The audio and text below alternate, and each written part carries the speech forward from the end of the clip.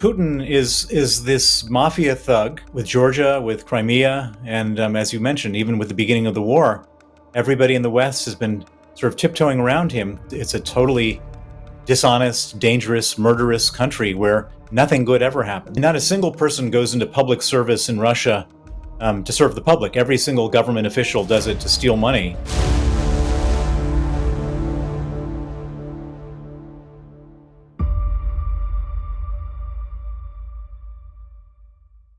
Welcome to the Black Sky. My name is Piotr Mateusz Bobołowicz, and our guest today is Bill Browder, head of the Global Magnitsky Justice Campaign, financier and political activist, former CEO and co-founder of Hermitage Capital Management, author of 2 books, and a personal enemy of Vladimir Putin. And good morning. Good morning. Uh, how to become a personal enemy of Vladimir Putin? Well, it's in my case, it was because I started exposing corruption in the companies that I invested in. I was running an investment fund in Russia. I was investing foreign capital in the Russian stock market in companies like Gazprom and Surgutneftegas and other big Russian companies. And of course, Russian companies are very corrupt. And so, in order to try to stop the stealing, I started to expose the stealing in these companies by researching it and then sharing it with the media. And that led me to, or I should have led the Russian government to expel me from the country in November of 2005. They declared me a threat to national security. My offices were raided. My offices in Moscow were raided in 2007. They seized a bunch of documents. I had a young lawyer named Sergei Magnitsky who investigated what they were doing with the documents, and he discovered the documents were used in a complex fraud in which a bunch of corrupt officials stole $230 million of taxes that we paid to the Russian government from the Russian government. He exposed the crime, and in retaliation, he was arrested, tortured for 358 days, and killed on November 16, 2009. And since his murder, I've been on a mission to get justice for him, which has led to something named after him called the Magnitsky Act, which freezes the assets and bans the travel of people in Russia who commit human rights abuse or kleptocracy and who keep their money abroad. It freezes their assets, bans their visas. And of course, Vladimir Putin is a man who commits terrible crimes, human rights abuses, is involved in big kleptocracy like stealing, and keeps his money abroad. And so as a result, since the Magnitsky Act was passed in the United States and the EU and the UK and other countries, he's been chasing me around the world with death threats, kidnapping threats, arrest warrants, etc. If you stand between Vladimir Putin and his money, bad things happen, and that's what I've done. You have this personal experience of Putin's regime criminal nature. I would even think if we should call it a regime, or we should call it a government, or is it just some kind of mafia state? And it's right now it's a very important opinion in the West on it, and also you're behind this Magnitsky's Act, so sanctions, and. Today, we are observing sanctions against Russia, against Putin's regime, against many companies from that country, or this country, that we've never observed before. But do you think those sanctions that we have today are they enough to stop Russia to really make a change in this country? The answer is no. We need to do more. Just to put some sort of framework around this, sanctions can serve 2 purposes. One is they can be a deterrent. If you threaten sanctions and you're credible, then people like Putin or other dictators might be afraid of those sanctions and not do bad things. And we had the opportunity before Putin invaded Ukraine to be much more credible about our sanctions, but we never were. Putin did a lot of terrible things, and we just turned the other cheek. He invaded Georgia, we did nothing. He took Crimea, we did effectively nothing. He carpet bombed Syria. We did nothing. And so he was of the opinion that we were going to do nothing if he invaded Ukraine. And so he went into Ukraine on the assumption that we weren't going to use sanctions because we never had. So we lost our ability to use sanctions as a deterrent. And so the other use of sanctions is as a punishment.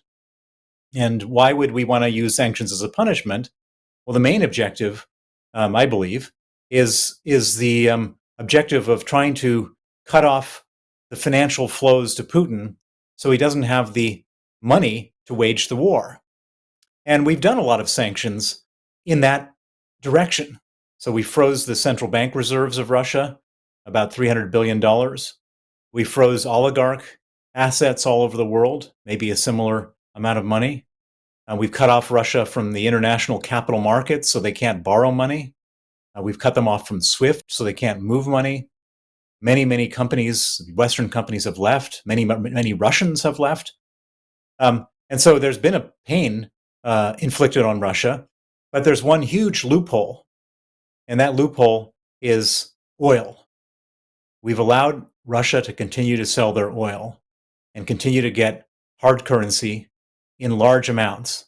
We're talking hundreds of billions of dollars a year.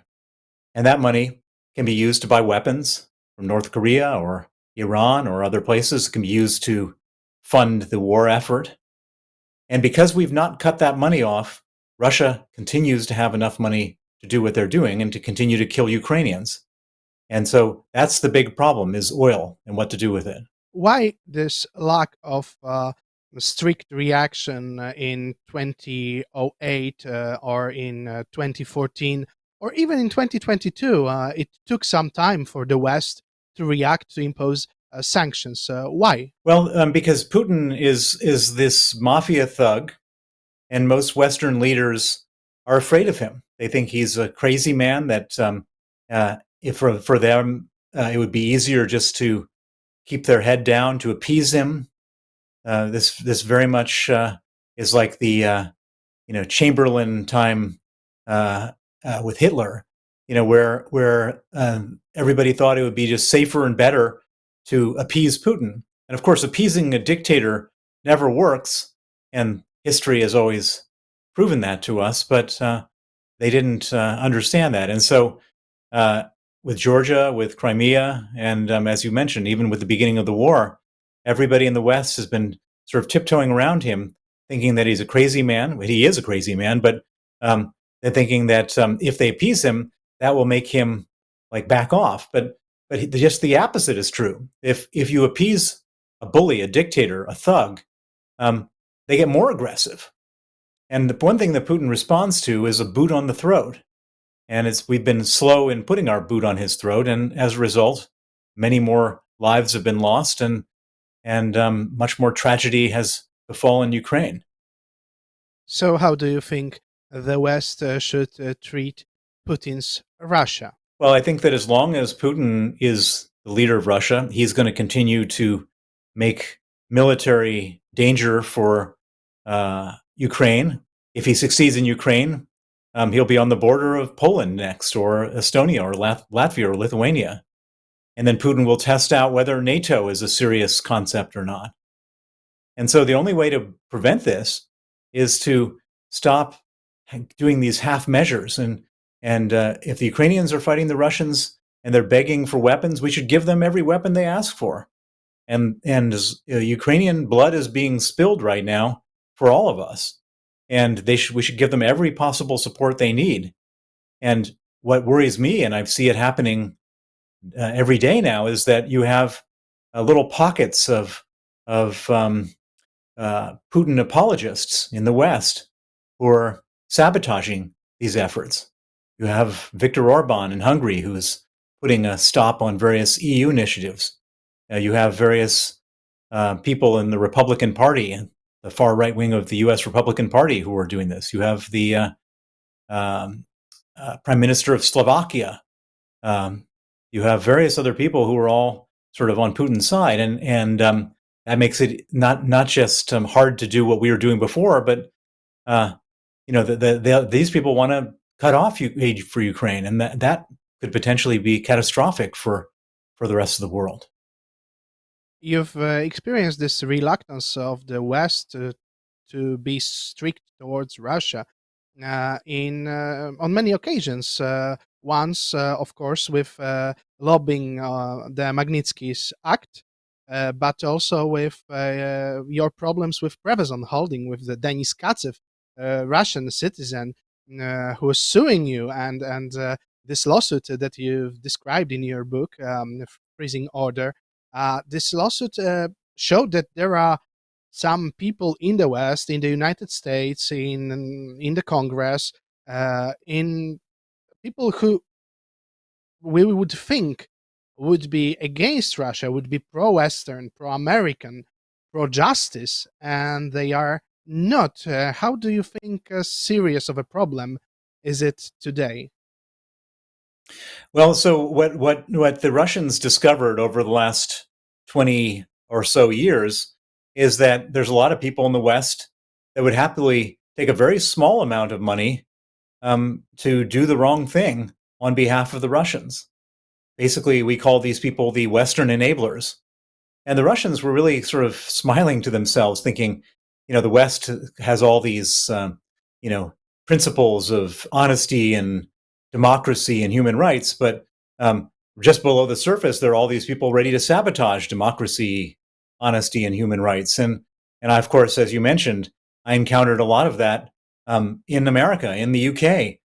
Very reputable law firms and lobbying firms and politicians were basically taking money from the Russians in order to further their evil agenda. And it was a struggle. And it was particularly a struggle back when this was happening, back in 2016, because there were a lot of people who weren't paying attention. They say, well, maybe Russia's right. Maybe Browder is the villain, not Russia.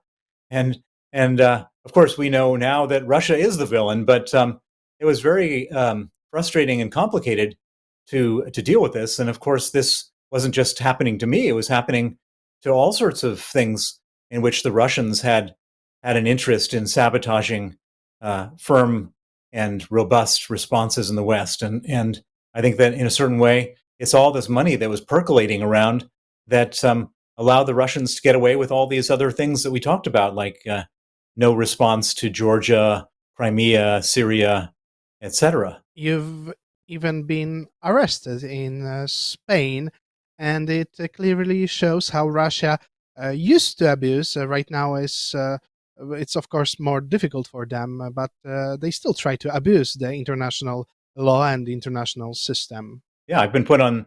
Russia has chased me through Interpol 8 times. They've used the Interpol system 8 times to have me arrested. And as you mentioned, I was arrested in 2018 in Madrid, Spain, on a Russian Interpol warrant. And it was only when I was quick on my feet, I announced on Twitter I was being arrested. By the time I got to the police station, there was such a international outrage that the Spanish released me. But this is not always the case for people who are not as well known as I am and who don't have good lawyers and all this kind of stuff. And Russia basically has weaponized the international justice system to chase dissidents, critics, human rights activists, etc., not just in Russia, but all over the world. We are kind of experiencing it even right now because sometimes, for example, pointing out people who are showing Russian propaganda or some thoughts that are similar to Russian propaganda, pointing them out, calling them Russian agents or Russian propagandists can cause you more problems than they have actually, especially in many European countries, as we can see it now. Mm, I have one, I think, important question. You've been investing in Russia for about 10 years, about a decade you spent working with Russian money, with Russian market. Do you think that it was a good decision to go in this direction, that investing in Russia, buying on Russian stock market, do you think in your case and in general for the West, do you think it was a good idea? What was happening in the 90s, investing in Russia, doing business with Russia in this way?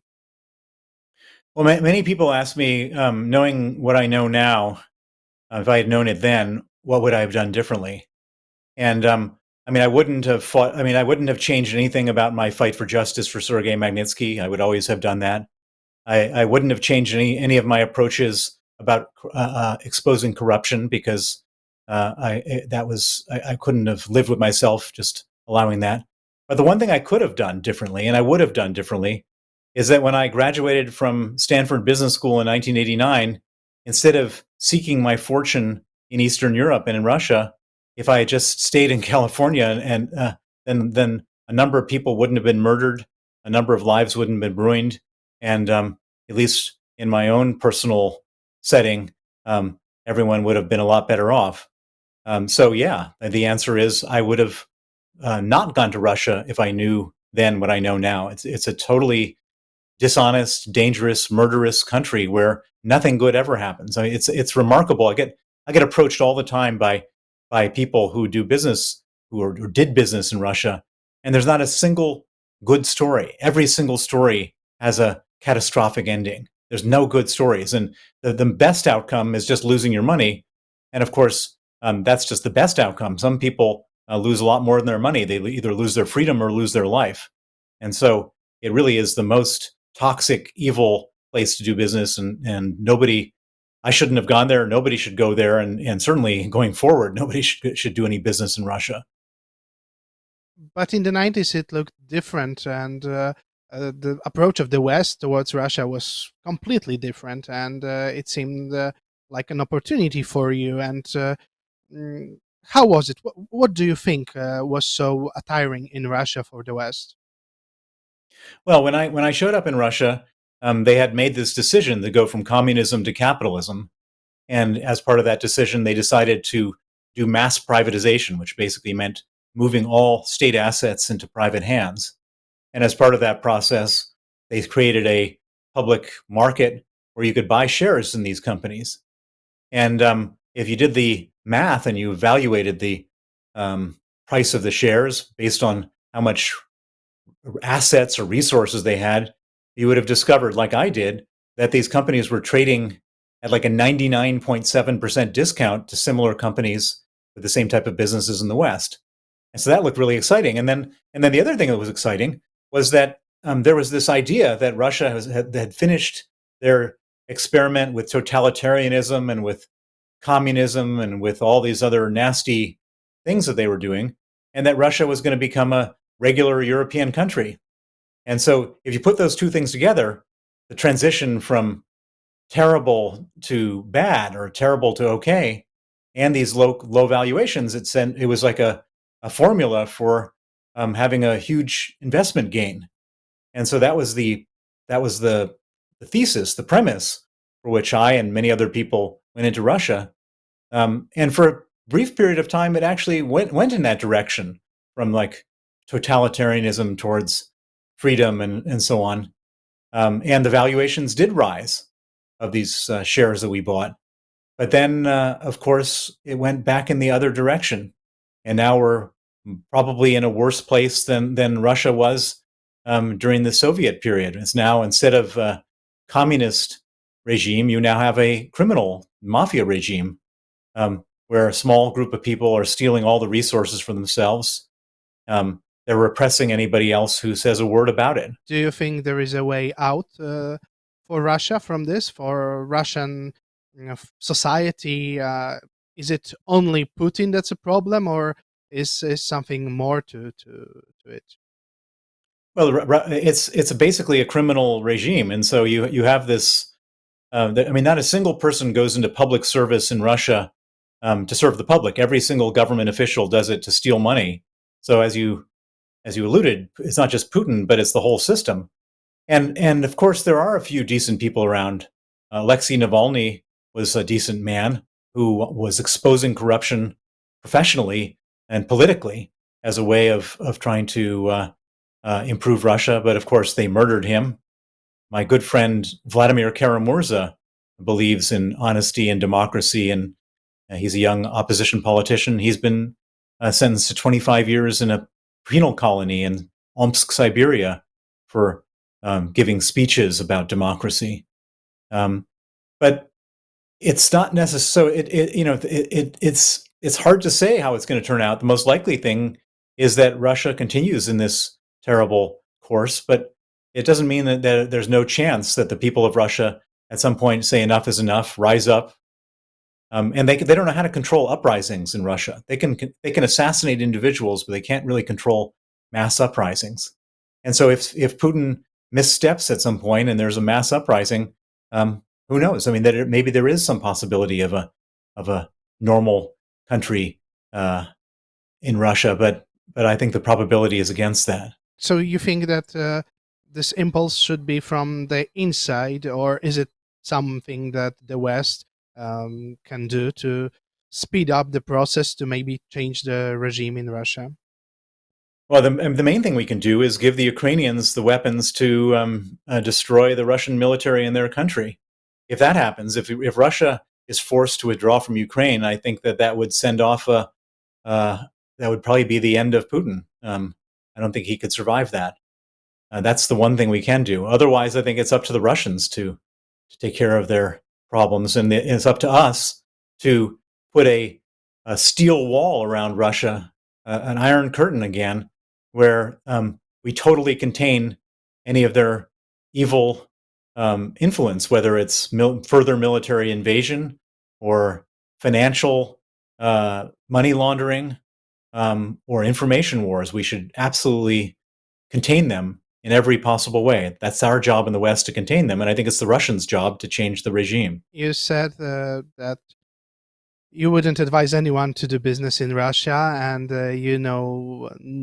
not even one good story of businesses in Russia. However, there are some big global companies that are still investing in Russia, that are still present on Russian market. Some of them even promise that they will go out of the market. Some are finding excuses not to do it. Do you think they should stay there? They should continue business, sell food to Russian people, or uh, toys for children? Those are things I heard as excuses, or just close and go away from Russia. Well, my idea is that they should all leave Russia, because any company that sells any product in Russia pays Russian taxes, and that funds the war. And any company that makes excuses about all this, well, I think that we've kind of come to the end of the line of these excuses. My recommendation to different governments is that the companies that remain in Russia and make a profit, their profit should be taxed at 100%. So there's no benefit to that company of making that profit, taxed in the West, and that money should go to supporting Ukraine. I have one question from our director, Lech. He asked me to ask you about the paintings we can see behind you. What are those paintings? Oh, this is when I was living in Russia. My hobby was to collect social realism paintings from the 1930s. I was my grandfather was a famous American communist, and so this was some nostalgia, from family nostalgia. So, do you think that this regime in Russia right now, uh, they also have some nostalgia for the communism, for this period, for the great Soviet Union? Well, I think that Putin has no nostalgia whatsoever. Putin is just simply a crook who's stolen an enormous amount of money, who understands very clearly that that if that at any moment the people of Russia could get angry with him and come to get him, and therefore the reason why he's in Ukraine has nothing to do with nostalgia for an empire. It's purely a distraction, a way of staying in power. I don't think that there's any nostalgia. There's no emotion. There's no sentimentality. Putin has lost 500,000 young men, soldiers, Russian soldiers. He doesn't care about anything. He truly doesn't care about anything. He's one of the most evil, psychopathic people on the planet. There's no nostalgia there. Thank you very much.